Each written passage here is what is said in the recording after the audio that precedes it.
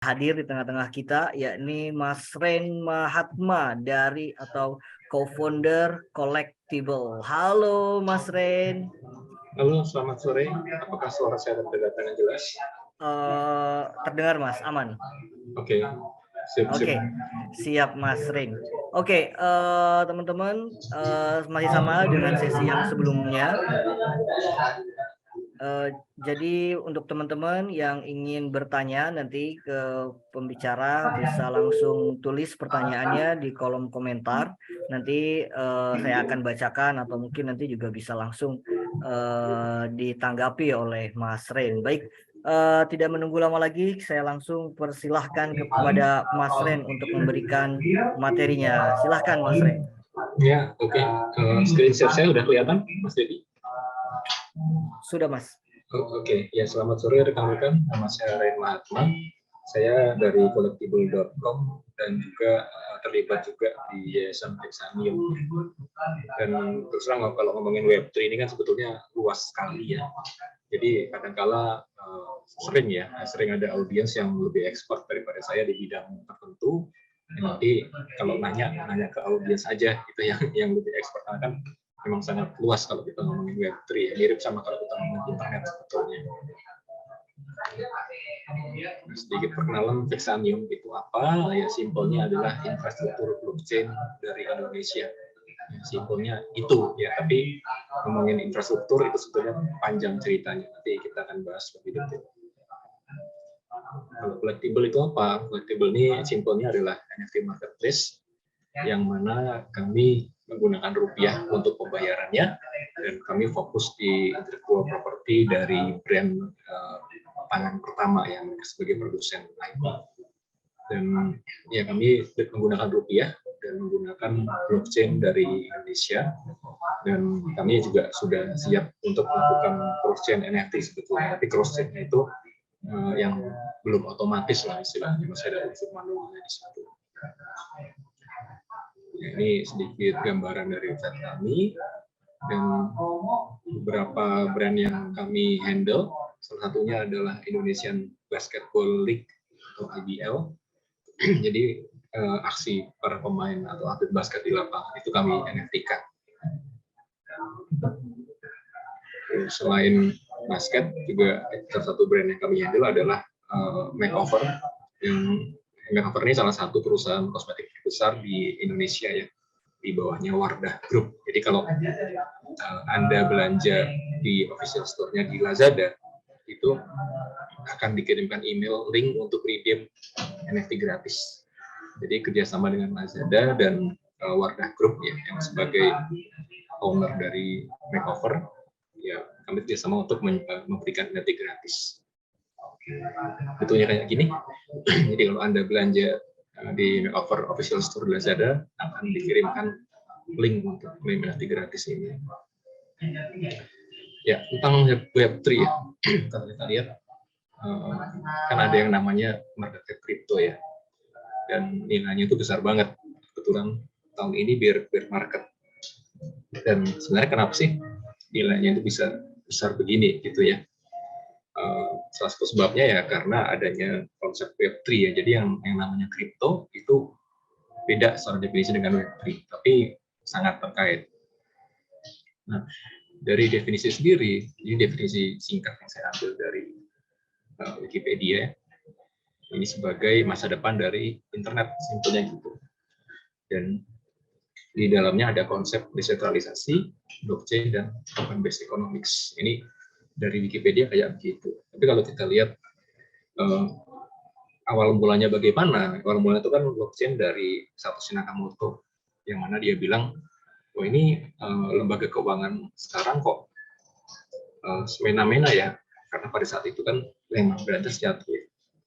Dan pada saat itu kita lihat teknologi keuangan yang ada, itu ada concentration of power, dalam arti sistem finansial mudah di-abuse oleh beberapa orang saja.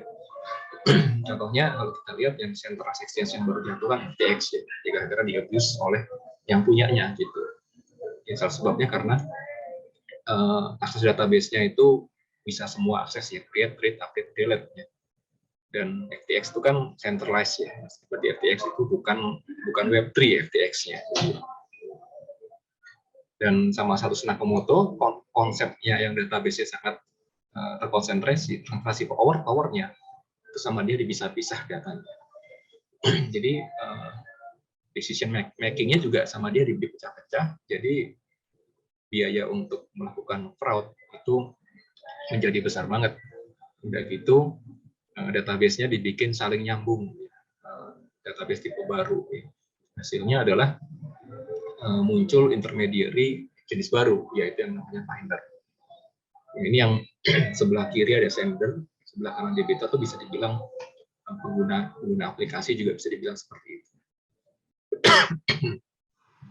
Nah, kalau secara teknis, divisi teknis dan divisi bisnis itu bisa dilihat di slide ini. Jadi dari definisi teknis itu ada artinya multiple nodes, tapi kalau bahasa bisnisnya itu disimpan di banyak tempat. Benefitnya apa aja banyak, dan ini di slide yang ini bahasa benefit yang agak teknis gitu.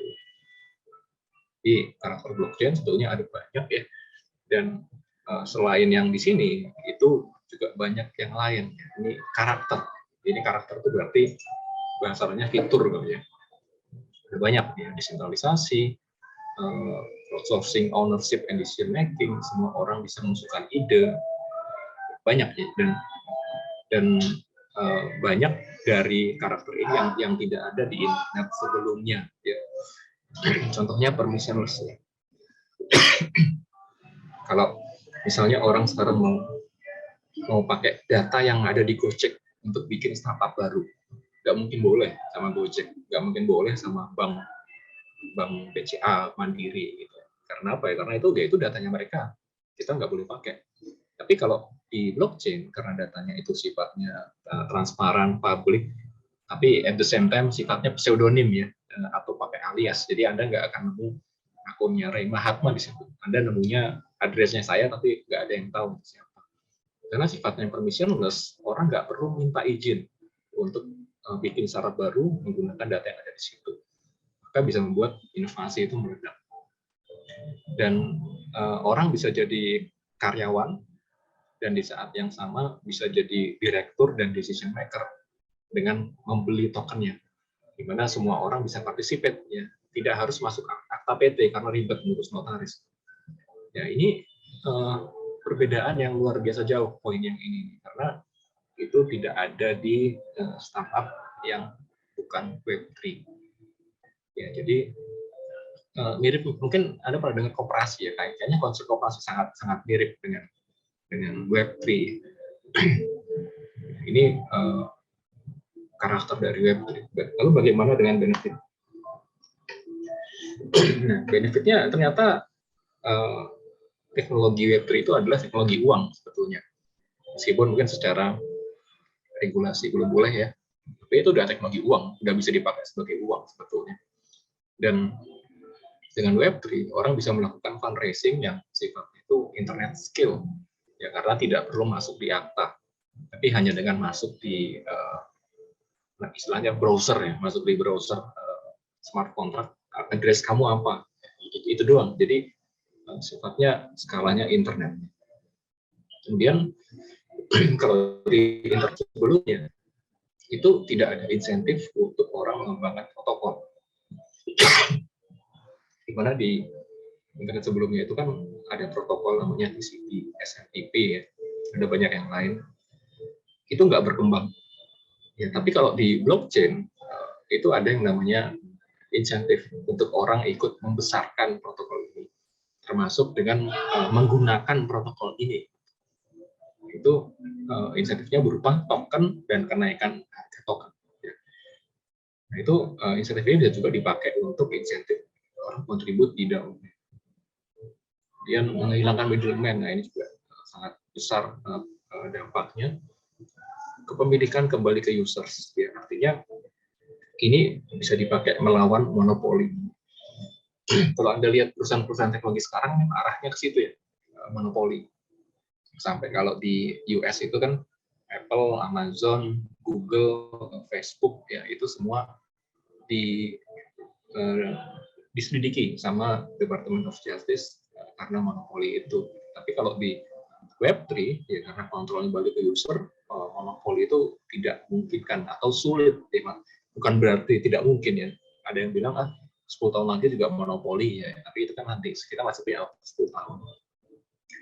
Barang digital menjadi limited ya, jadi ada value-nya. Ini juga kelebihan bagi user, ini sangat menguntungkan bagi artis, content creator, developer game ya, bisa ada audit trail. Ini berbagai macam benefitnya dan dampaknya gede banget. Ini bukan cuma satu atau dua, ini banyak banget ini, dan semua karakter ini tidak ada di web 2 atau web 1 ya. Nah ini dari Cointelegraph ya, kalau Anda lihat ke depan itu besarnya adalah di protokol ekonomi ya, karakternya seperti yang tadi saya sebutkan ya. Ada permissionless, semua orang bisa participate tanpa harus minta izin ya. Ya tadi saya sudah sampaikan, kalau kita bilang ke bank mau pakai datamu dong, mau bikin startup baru, udah minta izin nggak mungkin dikasih juga, kecuali Anda dimiliki oleh mereka 100% misalnya, baru bisa gitu. Nah ini berbeda banget sama Web2 ya, sebagai platform ekonomi. Konsep-konsepnya udah beda banget nih. Di sini kan shareholder value itu artinya gimana sebesar-besarnya menguntungkan pemegang saham ya. Tapi kalau di Web3 itu menguntungkan contributors and users. Bahasa lainnya mungkin pemegang token dan contributors ya, bahasa lain. Ini udah beda banget sih. Data di Web 2 itu dimiliki oleh platform. Ya, artinya ya kalau bisa memonopoli gitu. Itu sangat berbeda dengan di Web 3. Kalau dari segi teknis, ya ini ada istilah-istilah teknis. Web 3 itu sifatnya decentralized, sedangkan Web 2 dan Web 1 itu centralized. Dan berbasiskan blockchain di sini. Ya, ini membedakan web sebelumnya ya, tidak menggunakan blockchain di sini. Paradigmanya protokol. Ya, protokol nanti habisnya kita akan bahas sedikit definisi protokol itu gimana. Platform itu kan yang kita bilang kayak Uber, jadi perusahaan taksi terbesar tanpa memiliki mobil ya. Facebook perusahaan taksi terbesar tanpa memiliki Facebook perusahaan konten terbesar tanpa memiliki konten ya, tanpa membuat konten. Tapi kalau di sini protokol ya, protokol itu bahasa lainnya adalah infrastruktur, bahasa lainnya adalah public goods, barang publik, itu istilah baru. Tadi ada kata decentralized ya. Decentralized artinya apa sih? Artinya kalau kita ngomongin web3 app itu ada yang namanya aplikasi dan di bawahnya ada protokol ya. Kayak misalnya OpenSea, di atasnya OpenSea, di bawahnya itu banyak protokol yang disupport, misalnya Ethereum. Dan karakter protokol ini harusnya apa sih kalau mau dibilang Web3? Nah, menurut saya sih itu harusnya wajib ada token yang listing di market. Ya artinya orang bisa beli di protokolnya, token protokolnya, kemudian bisa participate di governance-nya dan tidak dikuasai oleh pihak tertentu. Ya, jadi yang namanya protokol ini wajib ada token. Kalau mau dibilang Web3, kadang-kadang saya lihat ada project yang bilangnya Web3 tapi menggunakan blockchain private yang tidak ada tokennya. Nah, itu saya nggak tahu, nggak yakin apakah bisa disebut Web3 apa enggak, karena nggak ada tokennya, yang artinya tidak decentralized dan semua keputusan di tangan pihak yang bikin. Di protokol juga harusnya ada miner di sini atau penambang atau orang yang beli kemudian stake untuk komit mengembangkan produk tersebut. Ini contohnya kalau di Vexanium ya ada 120 lebih miner yang staking di situ. Nah, protokol ini suatu hal yang baru ya. Mungkin ada teori ini ya, teori protokol ini baru muncul tahun 2016 dan masih banyak yang belum tahu ya. Ini head protokol artinya protokol blockchain ini sangat berbeda dengan internet. Di mana kalau di internet ya itu ada orang membuat misalnya Pak Gojek, Tokopedia, Uber, Amazon, ya itu yang gede ya Tokopedia, Gojek, Amazonnya. Sedangkan protokolnya kayak SMTP, HTTP, ya gitu-gitu aja. Nggak ada perkembangan 20 tahun lebih. Ya karena apa? Nggak ada insentif buat orang yang mengembangkan protokol ini. Nah, beda sama di blockchain. Karena di protokol ini ada insentif dalam bentuk token. Dan kemudian kalau di aplikasi, layer aplikasi di blockchain ini, untuk keluar masuk dari application ini itu harus masuk protokol dulu. Ya misalnya beli NFT di OpenSea itu kan pakai Ethereum. Jadi selalu sebelum ke atas itu ke bawah dulu. Ya. Nah, karakter ini mengakibatkan setiap dolar yang di capture di atas itu di protokolnya juga akan bisa meng-capture minimal satu dolar juga. Karena yang di bawahnya itu yang mempower all interaction, selalu harus ke bawah dulu. Gitu. Jadi protokol itu di blockchain itu gendut. Ya. Nah, kenapa protokol di blockchain itu gendut? Ya, ini contoh yang di web ya, dan ini ada panahnya. Kenapa semua value-nya itu lari ke bawah? Ya, simpelnya karena database-nya yang sifatnya anonim itu, meskipun anonim tapi kan ada data transaksi ya. Ada data address ini memiliki NFT apa, history dari awal sampai sekarang nggak terhapus gitu, nggak bisa dihapus. Jadi value-nya itu pindah ke bawah karena datanya itu semua ada di bawah. Gitu. Beda sama di internet. Di internet itu value-nya Amazon, Facebook, Google kan di datanya. Ya, apa jadinya Google kalau data pencarian atau data yang ada di mereka itu menjadi milik publik? Yang nggak ada value-nya jadinya. Ya, jadi value-nya blockchain sebetulnya adalah di protokolnya. Dan sebetulnya kenapa saya ada slide ini di presentasih saya, karena ini sebetulnya dampaknya itu panjang dan besar. Ya. Apa yang masuk ke application layer itu harus masuk dulu ke protokol di bawahnya. Ya, dampaknya besar kemana? Ke inovasi, menciptakan lapangan kerja, funding, dan banyak yang lainnya. Nah, ini salah satu teori favorit saya yang terkait Web3. Dan teori ini dari Dr. Clay Christensen. Ini adalah, mungkin Anda pernah dengar teori crossing the chasm, yaitu pakar nomor 1 dalam bidang inovasi. Nah, dia nulis buku, judulnya itu Prosperity Paradox, judul bukunya. Nah, di buku ini dia bilang, kenapa sih ada inovasi yang cuma sebentar nggak ada efeknya, dan ada yang jangka panjang sampai buat sebuah negara itu lebih makmur. Ternyata dia membagi inovasi itu ada 3, ya. Ada 3 macam, ya, sustaining, efisiensi, dan market creating. Di inovasi itu ada yang sifatnya improve performance.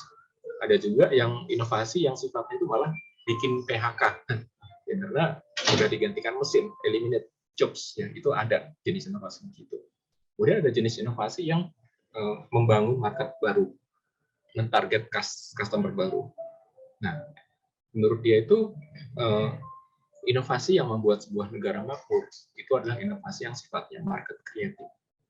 Contohnya adalah Web3. Ya. Ini ada artikel lengkap dia, yang bawah ya. Ini artikelnya Dr. Clay di MIT yang ditulis sebelum dia meninggal. Jadi dia sudah meninggal kisaran tahun 2020 kalau nggak salah. 2020 itu di artikel ini dia belum ada istilah NFT, belum ada istilah decentralized finance, jadi belum itu tren ya tahun itu. Kalau nggak salah DeFi baru tren setelah bulan Juni. 2020 Juni dia udah meninggal, sayang sekali.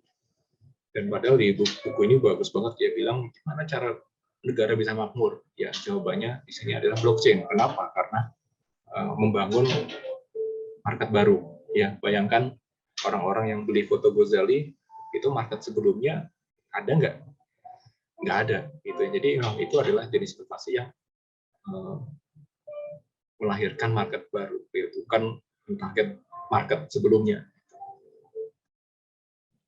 Nah, di Web3 kita juga kenal ada istilah baru, yaitu token. Di mana tokennya adalah representasi dari desentralisasi.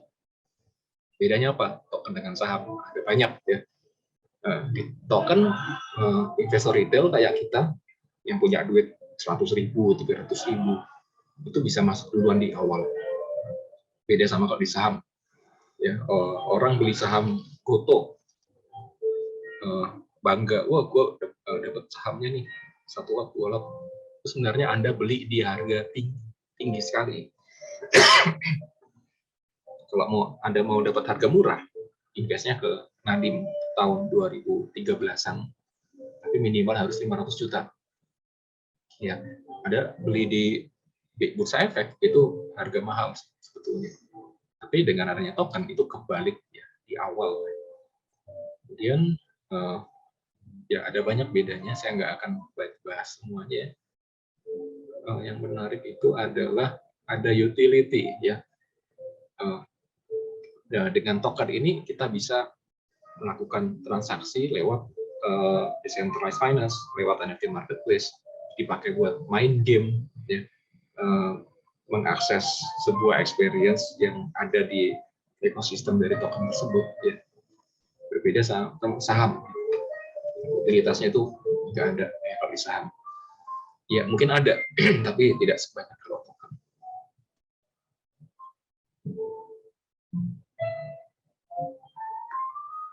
Nah, salah satu inovasi di Web3 adalah NFT ya. Ini kayaknya hari ini udah ada sesi sebelumnya, jadi slide saya nggak akan terlalu banyak tentang NFT. Bahasa gampangnya ini adalah sertifikat ownership ya, yang dicatat di blockchain secara permanen. Ini contoh dari NFT-nya CNN, yang mana NFT-nya CNN kabarnya mau ditutup ya, bukan salah NFT-nya sebetulnya, tapi mungkin fokusnya CNN yang agak membingungkan gitu ya. Tapi untuk contoh saya masih pakai CNN ya. Anda bisa lihat video yang sama itu bisa dilihat di YouTube, dan di saat yang sama dia juga jual seharga $20 ya, dan itu sold out. Ya, kenapa bisa begitu? Ya karena NFT memang ada unsur ownership ya, bisa own. Sedangkan kalau online video di YouTube itu yang punya videonya adalah platformnya, ya bukan usernya. Kemudian di NFT itu orang bisa participate untuk mengambil keputusan. Sedangkan kalau di YouTube ya keputusannya dari platform gitu. Data bisa hilang kalau di YouTube ya. Udah sering kan lihat ada video yang di-ban sama YouTube ya. Tapi kalau di NFT itu historik kepemilikan tidak hilang. Kemudian bisa ada perks, ada utility. Jadi dari penerbit bisa memberikan quiz atau challenge atau reward bagi pembelinya. Dan NFT juga bisa dianggap kartu membership yang ada likuiditasnya. Simpelnya adalah bisa diperjualbelikan oleh user. Ya, kita bisa lihat beberapa bulan terakhir sangat ramai ya brand-brand masuk ke NFT. Salah satunya Starbucks ya, karena mereka percaya ya kartu membership ke depannya atau loyalty point itu mengarah ke NFT. Beda sama kalau di YouTube nggak ada ya, dua yang terakhirnya tidak ada.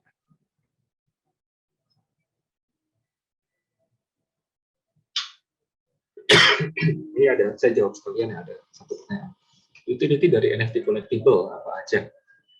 Nah, kalau saya di collectible itu kan ada IBL ya, basket. Salah satu utility-nya hari ini dari IBL itu ada Media Day. Media Day itu mengundang semua pemain, nggak semua sih, pemain terpilih, sama owner klub. Nah, dan itu sifatnya tertutup sebetulnya. Para kolektor IBL NFT itu diundang untuk mampir bisa minta tanda tangan, bisa foto, bisa interview,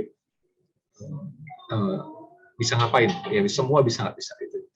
Dan barusan saya barusan dari acara, ada sekitar 10 NFT kolektor dari Collectible bisa foto sama mereka, foto minta tanda tangan sama para atlet, ya.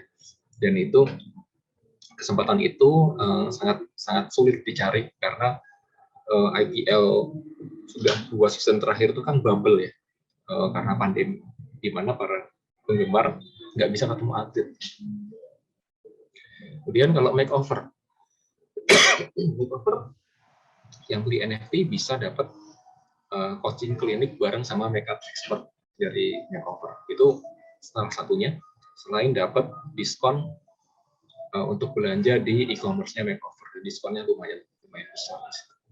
Dan ada beberapa yang lainnya. Ya, misalnya dapat kain, kalau beli NFT dari makeover itu dapat kain scarf gitu ya. Yang ngedesain kainnya itu adalah desainer terkenal, yang sangat terkenal, yang harga desain itu ratusan juta biasanya.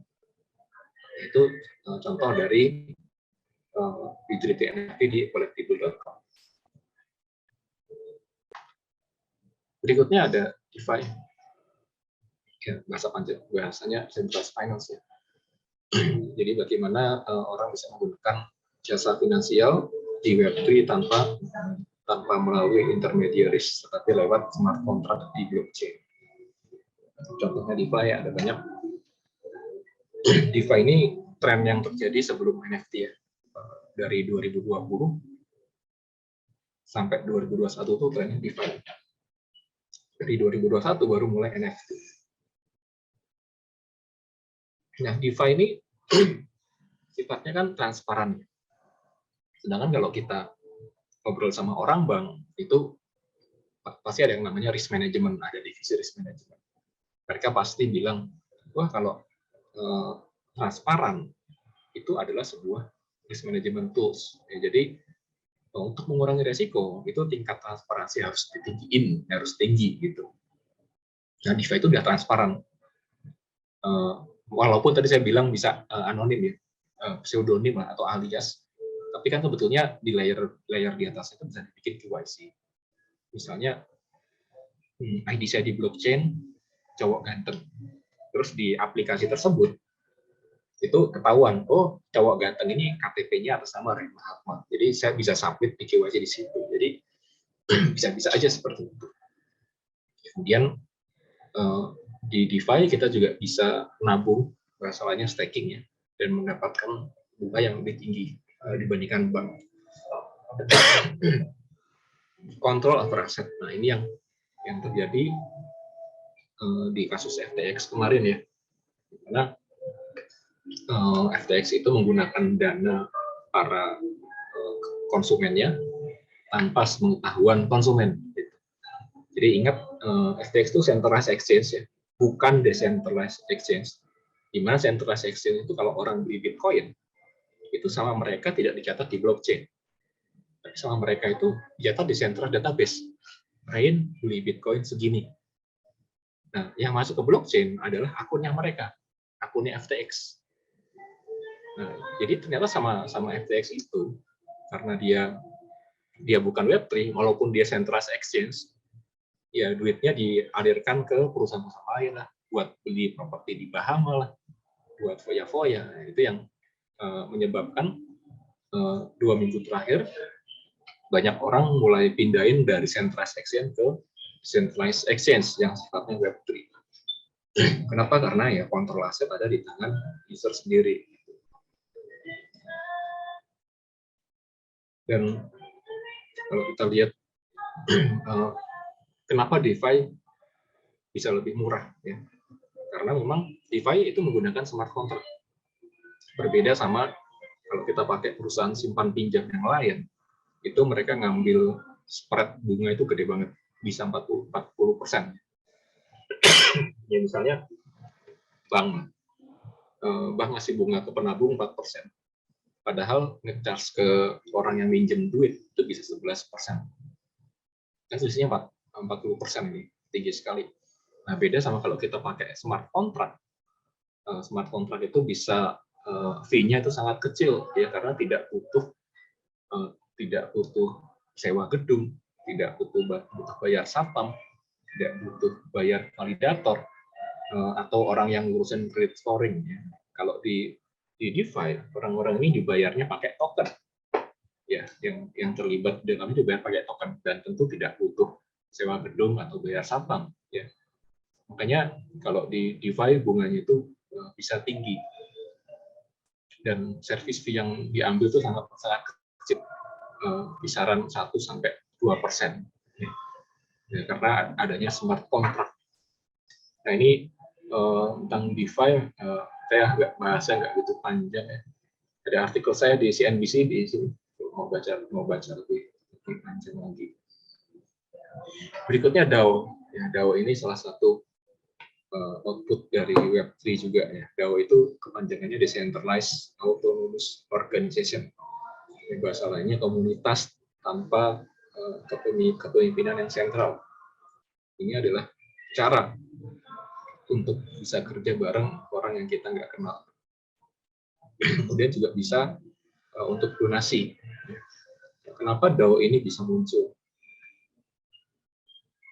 Ya, karena adanya smart contract. Ya, jadi kalau kita kerja bareng sama orang nggak kenal, misalnya 5 orang lah, yuk kita bikin sesuatu, yuk masing-masing nyumbang 10 juta gitu. Kalau bendaharanya kabur, ya hilang gitu duitnya. Tapi kalau duitnya itu ditaruh di smart contract, kemudian untuk rilis itu duit harus pakai voting, 5 orang harus voting, itu ketentuannya bisa di-set sendiri. Semua harus voting, ya. Setuju apa enggak, baru duitnya bisa rilis. Nah, itu yang namanya menggunakan DAO. Ya, bahasa lainnya komunitas lah, simpelnya gitu. Dan sifat smart contract atau ketentuan yang dicatat di blockchain itu kan sulit untuk diubah ya. Kalau di Ethereum nggak bisa, tapi di blockchain lain itu bisa. Tinggal mau harus berapa persen setuju, 90%, 2/3 atau bagaimana itu bisa dicoding ya. Jadi untuk rilis duit harus pakai voting karena dicatat di smart contract. Tanpa ada smart contract harus ada middleman ya, kayak tadi yang saya bilang, bendaharanya kalau kabur bagaimana. Smart contract sebagai treasury ini bahasa lainnya apa ya? Kunci dari brankas ya, bahasa gampangnya gitu. Jadi DAO itu tidak tergantung sama wewenang satu orang aja, tapi harus dari menggunakan decision ya, keputusan bareng-bareng. Kalau votingnya sukses, baru duitnya dikeluarin. Itu karakter DAO yang baru bisa hadir setelah ada smart contract. Bedanya apa DAO sama organisasi biasa? Ya, ini yang Anda lihat sini. Hierarkinya flat. Semua orang bisa mengajukan usulan. Beda sama organisasi tradisional, biasanya asal bos senang ya, ABS, ikut bos gitu. Yang paling tinggi jabatan di ruangan, udah kita dengerin dia aja. Gitu. Transparansi, ya, sifatnya transparan, fully public, artinya semua tercatat di blockchain. Kalau dulu tiap kali voting itu kelihatan address walletnya Rain ngevoting keputusan yang A, B atau C. Tapi sebulan terakhir mulai muncul teknologi baru, istilahnya shielded vote ya. Shielded itu apa sih? Di perisai gitu ya. Jadi orang bisa voting tanpa dipublikasikan addressnya. Ya, si Rain voting presiden A, ya, itu bisa diumpetin. Ya. Si Rain nggak ketahuan, itu mulai muncul. Handling of service automated, ya lagi-lagi karena ada smart contract. Beda sama kalau tradisional, itu sifatnya butuh human handling. DAO ada banyak jenisnya. Ada kolektor ini maksudnya ngumpulin duit bareng, terus diinvest ke NFT. Invest kemana itu dari hasil meeting dan voting, ya, konsensus. Investment ini investnya bukan cuma ke NFT tapi ke semua project lain ya. sosial DAO. Crowdhouse ini ngumpul-ngumpul bareng, terus ngumpulin duit untuk beli klub basket. Itu namanya Crowdhouse Media ya, ada. Saya agak nggak hafal ini seperti apa, tapi ada cukup banyak ini. BAYC ya, ini BAYC itu dia ada DAO-nya juga. Kalau nggak salah, ya sekarang mereka lagi bikin metaverse, ya. Itu juga sudah ada situ, dan DAO-nya juga ikut berperan di situ. Berikutnya metaverse, ya metaverse sudah sangat cukup overuse ya kalau menurut saya istilahnya ini, tapi potensinya memang sangat besar ya. Dan di metaverse banyak teknologi yang barengan dipakai. Ada blockchain, ada kripto, XR, AR ya, dan NFT ya, semua bareng dipakai di situ. Ya, dan metaverse ini sebenarnya kan perpanjangan tangan dari VR ya, VR plus blockchain. VR sendiri sudah cukup ramai dari tahun 2016, cuma ramainya itu kebanyakan di B2B untuk training doang ya. Ya, tapi dengan munculnya blockchain itu kan muncul narasi-narasi baru ya. Wah, bull market tahun depan kayaknya ini nih.